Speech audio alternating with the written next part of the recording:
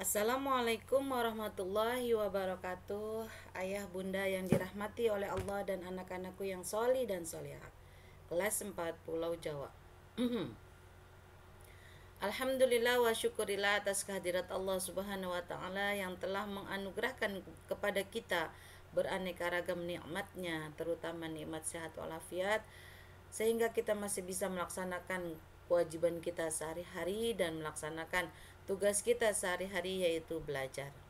Soli dan soliha kelas 4 Pulau Jawa yang dirahmati Allah, yang soli dan soliha, pada kesempatan ini kita belajar tentang muatan pelajaran, yaitu IPS.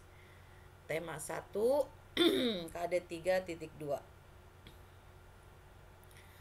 yang berjudul Keragaman Agama di Indonesia. Mengapa Ibu mengangkat judul ini? Karena kita akan mempelajari, membaca dengan cermat teks yang berkaitan dengan daerah Alor. Mari sama-sama kita pelajari. Nah, anak-anakku sekalian, apakah kalian tahu keberagaman agama yang ada di Indonesia? Jawabannya antara yes, no. Pasti Ibu yakin anak-anakku yang solih dan solihah sudah tahu apa sih keragaman agama yang ada di Indonesia. Agama-agama apa saja yang diakui di Indonesia, yaitu sekarang ada 6. Yang pertama, Islam. Islam mempunyai kitab suci, yaitu Al-Quran. Tempat ibadahnya dinamakan masjid. Pemimpinnya dinamakan ustadz atau kiai. Kemudian hari besar agama Islam adalah Idul Fitri, Hari Raya Idul Adha, Tahun Baru Hijriyah. Yang kedua yaitu agama Kristen. Kitab sucinya Alkitab. Tempat ibadahnya gereja. Pemimpinnya disebut pendeta. Kemudian yang selanjutnya yaitu Katolik. Kitab sucinya Alkitab.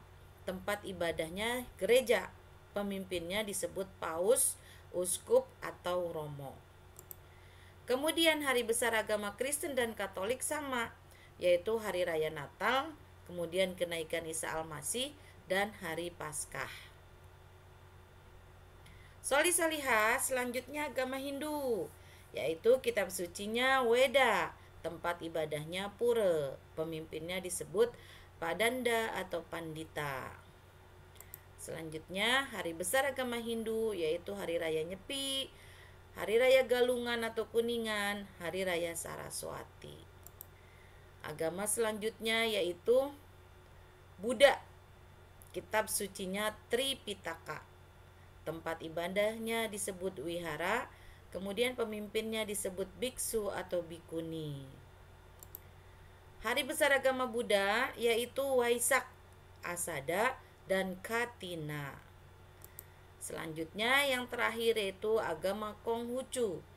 Kitab sucinya Sishu Wujing, kemudian tempat ibadahnya kelenteng, pemimpinnya disebut Jiao Seng Wensi. Jiao Seng atau Wensi.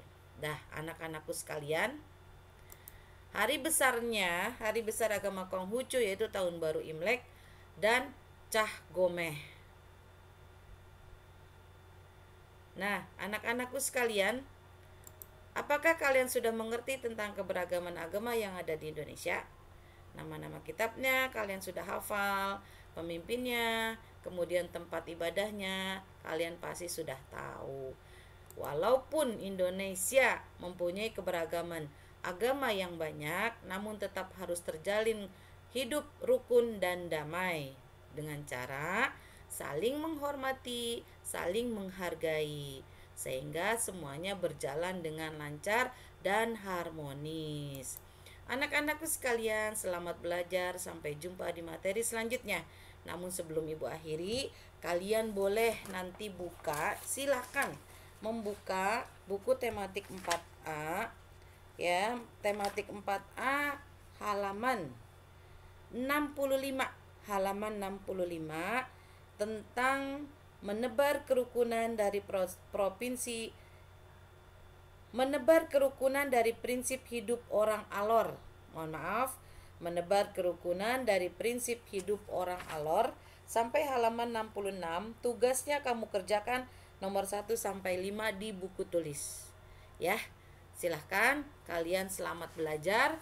Mudah-mudahan kalian memahami keberagaman agama yang ada di Indonesia harus tetap terjalin dengan baik, hidup rukun, damai, harmonis. Semua itu harus kita terus jaga sampai nanti. Kurang lebihnya Ibu mohon maaf. Ibu akhiri. Wabillahi taufiq wal hidayah. Wassalamualaikum warahmatullahi wabarakatuh.